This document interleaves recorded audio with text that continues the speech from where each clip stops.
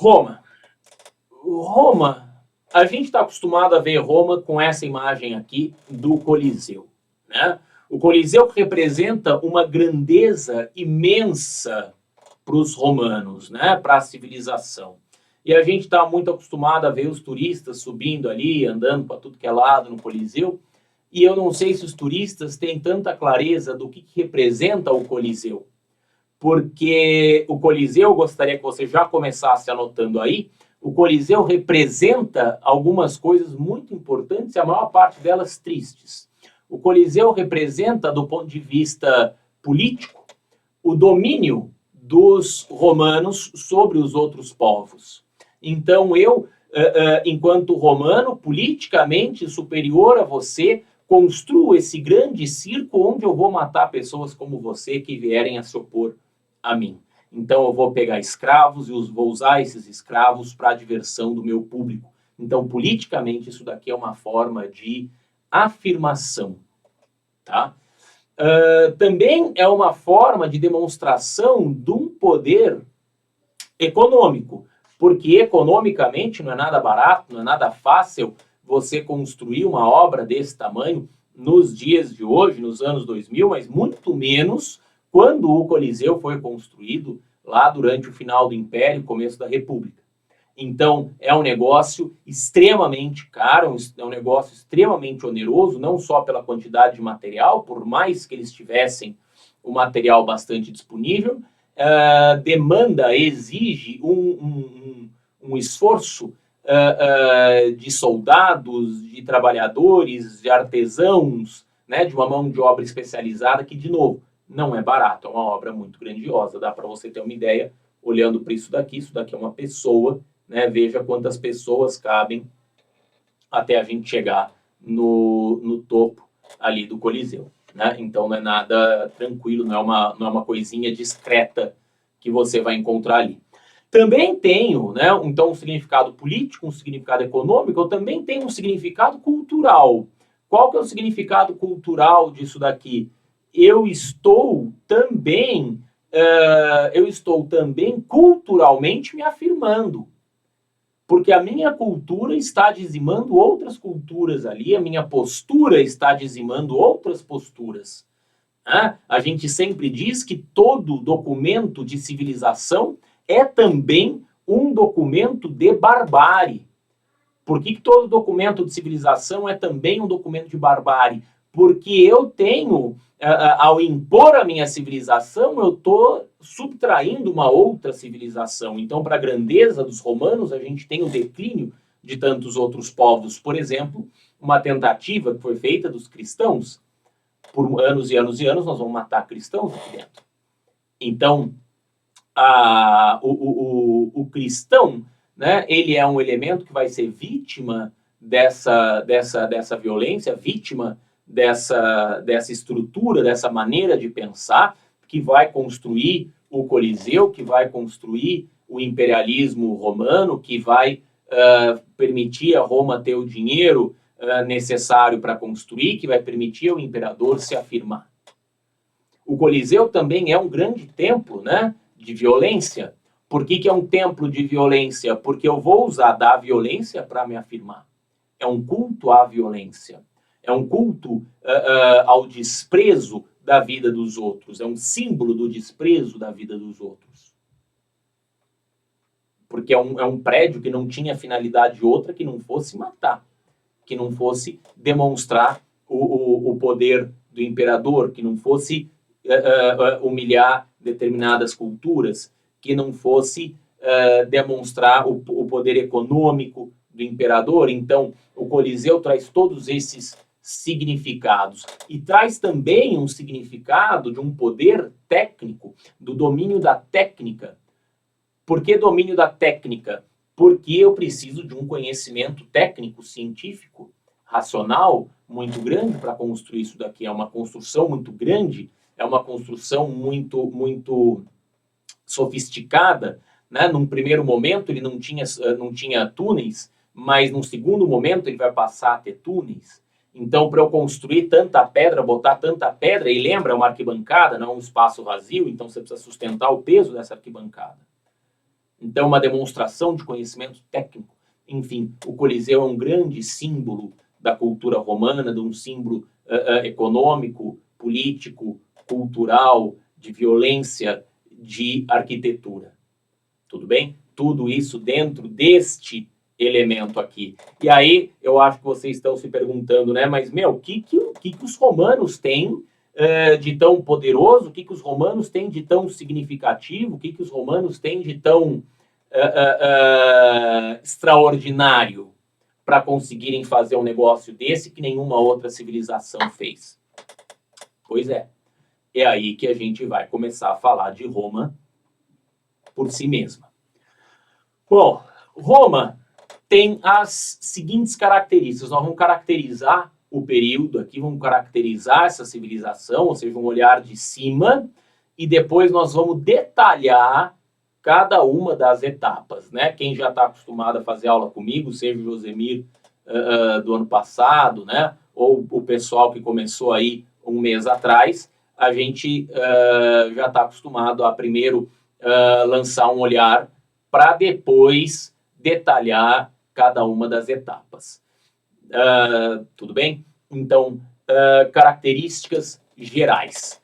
Primeira coisa, Roma vai ficar aqui, né, no que a gente chama hoje de Itália, evidentemente, na Península Itálica, nessa região que a gente chama de Lácio, às margens de um rio, que é o rio Tibre. E aí eu já vou destacar para você o seguinte: rio Tibre, solo fértil, dá para a gente fazer agricultura. Eu não vou depender, Roma não vai depender inicialmente do comércio. O surgimento de Roma não está ligado ao comércio num primeiro momento. O desenvolvimento de Roma não está ligado ao comércio num primeiro momento. Ao contrário, no começo, Roma é uma civilização, Roma é um espaço muito mais associado à agricultura e à pecuária do que ao comércio. Depois só é que ela vai se tornar uma cidade comercial, absolutamente comercial. Tem também uma outra característica importante do ponto de vista geográfico, que é Roma é uma cidade, fica numa região que tem um litoral muito pouco recortado. E qual que é o significado disso? Quando eu digo que tem um litoral muito pouco recortado, eu estou querendo dizer que eu não tenho muitas alternativas para portos naturais. Então, ou aquela praia, né, ela tem sempre a mesma condição, a mesma característica, eu não consigo encontrar um lugarzinho, né, para fazer um porto natural. Lembra, nós estamos falando de mais ou menos aí 1000 antes de Cristo, ou 700 antes de Cristo, então a gente não tinha uma tecnologia brutal para conseguir fazer qualquer coisa, fazer miséria, né? A gente tinha uma tecnologia muito incipiente, né, para adaptar a natureza aos nossos interesses. A gente que tinha que se adaptar à natureza, muito mais do que a natureza se adaptar a nós. Tá? Então, um litoral pouco recortado significa uma dificuldade de sair para o mar para fazer navegações. Mas também eu não precisava, porque eu tinha agricultura. Então, você junta as duas coisas, você acaba que não tem uma civilização muito comercial. Mas que civilização é essa? Quando eu falo de Península Itálica, eu tenho alguns caras. Eu tenho, por exemplo, os gauleses, eu tenho, por exemplo, os etruscos, eu tenho os latinos e no sul da península, os gregos. Né? Etruscos, latinos, gauleses são o que eu vou chamar de habitantes originais. E os gregos são aqueles caras que vieram na segunda diáspora grega, né, quando as polis começaram a crescer, começou a faltar comida, porque lá na Grécia você não tem um solo muito fértil, então os caras começaram a vir e migrar aqui e ocupar essa região do sul da Península Itálica, tá? Que nós vamos chamar de Magna Grécia. Mas e Roma? Como que Roma foi fundada? A cidade de Roma vai ser fundada no momento, justamente, a cidade de Roma vai ser fundada no momento, justamente, em que eu tenho um grupo lá de pastores, né, provavelmente, que vão estabelecer ali um acampamento, porque está perto do rio, porque tem alguma conveniência, né? Às vezes tem um bosque ali mais perto, então você para embaixo do bosque, os bichinhos vão comer a graminha ali, né? E você está perto do rio, o bichinho vai tomar água. Então é mais ou menos assim, é um surgimento um pouco mais tranquilo, né? Um pouco mais comum até do que se poderia esperar, tanto que nós vamos precisar mexer nas causas desse surgimento e vamos tentar dizer o seguinte, olha, o surgimento dessa cidade está ligado, né? O surgimento dessa cidade está ligado ao filho de um Deus. Lá na República, nós vamos inventar um mito para Roma. Tá? Nós vamos inventar um mito para Roma. Por que eu vou inventar um mito? Porque eu quero dizer o seguinte, eu quero dizer que a minha civilização é grandiosa porque eu fiz coisas grandiosas, porque eu fui fundado por um Deus, fui fundado por um descendente de um Deus. Tá? Que Deus que é esse? É a lenda de Rômulo e Remo. Ou seja, eu tenho 2 irmãos criados, filhos de um Deus, o Deus Marte, com uma rainha, Réa Sílvia. Esses dois meninos são filhos da rainha de Alba Longa, que era uma cidade importante ali perto. Nós vamos fundar esses meninos, né? Começam a mãe, né, tá grávida, a barriga cresce e tal, ela tem os meninos e bota os meninos numa cesta e bota os meninos no rio. Botou os meninos no rio, na curva do rio o cesto tomba, né? O cesto tomba e os meninos vão ser amamentados por uma loba. Presta atenção, eu tenho filhos de um Deus com uma rainha amamentados por uma loba. Etruscos e latinos também são originais? Também são originais. Etruscos e latinos também são originais. Gauleses, etruscos e latinos. Tá? Os gregos é que não são. Os gregos é que vieram para colonizar.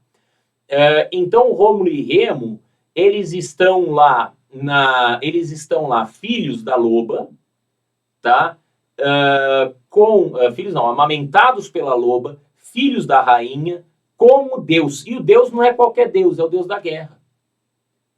Então veja que justificativa, veja como a minha cidade é fundada por um cara que é absolutamente impressionante, porque ele é filho do Deus da guerra, com uma rainha e amamentado por uma loba. A loba que vai lá e come você, seu filho, que come a sua galinha. Pois é, o Rômulo e o Remo foram amamentados por esse bicho. Né? Então, olha que nutrição que eles tiveram. Né? Então, aparece essa origem lendária.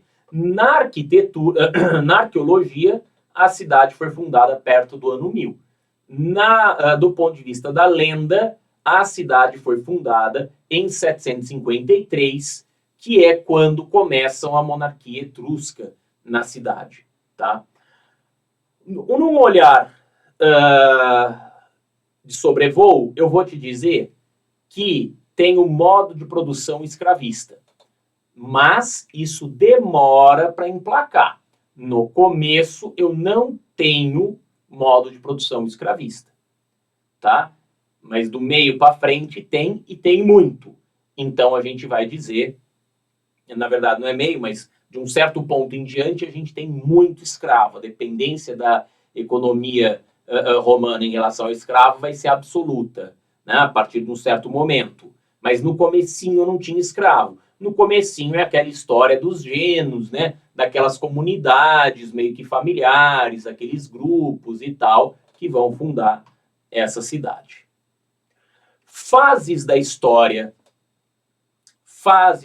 Eu insisto muito com vocês e falo isso o tempo todo, né, no aprofundamento da plataforma, que você precisa fazer linhas do tempo, que você precisa fazer tabelas, que você precisa estudar de uma maneira que não seja simplesmente assistir essa aula, acabou essa aula aqui, você vai lá e faz exercício. O meu objetivo nessa aula é fazer você entender a matéria, é fazer você perceber o que tá acontecendo.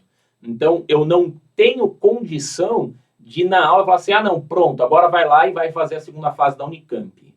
O professor que te diz isso está mentindo. O objetivo do professor é sempre te ensinar, te fazer entender, né, ensinar você, fazendo você entender o conteúdo, para daí você estudar e aí você se apropriar desse conteúdo. Não tem como, não tem fórmula mágica. Aqui eu coloquei uma linha do tempo, onde você tem todos os principais acontecimentos de cada etapa, de cada estágio de Roma, da civilização romana. Então, a monarquia, depois a república, depois o Alto Império, depois o Baixo Império. O que você precisa fazer? Acabou essa aula, nós não vamos chegar no Baixo Império hoje, não vai dar tempo. Acabou essa aula, dá uma organizada, dá uma sistematizada, dá uma olhada no que a gente conversou, monte um resuminho, monte uma tabelinha daquilo que dá para fazer tabela, o mapa mental daquilo que dá para fazer mapa mental. Usa diversos recursos para você estudar. Né? Eu sempre digo, cada um tem um estilo cognitivo de aprendizagem. Você precisa entender qual que é a melhor maneira para você aprender. Então, e aí vai explorar essa maneira para estudar, se é um mapa mental, se é texto, se é áudio, se é explicando para alguém, se é fazendo uma historinha, se é uma tabela, se você é um aluno sequencial, se você é um aluno global, quer dizer, existem diversas formas, diversos perfis, tá? Aqui eu preparei para você, então você vai lá no Passeio Direto, vai pegar essa tabela aqui, vai pegar esse material aqui, tá? Que está lá, vai aí, se quiser imprimir, se quiser só copiar, né? E aí você vai fazer uso desse material para os seus estudos, tá? Repara que eu tentei colocar meio que numa linha do tempo, né? Porque as coisas estão organizadas, né? Da esquerda para a direita, de acordo com a passagem do tempo, as fases e a listinha embaixo. O que nós vamos fazer daqui para frente? Daqui para frente eu vou começar a explicar cada uma das etapas, cada uma das características. Tudo bem? Tranquilo?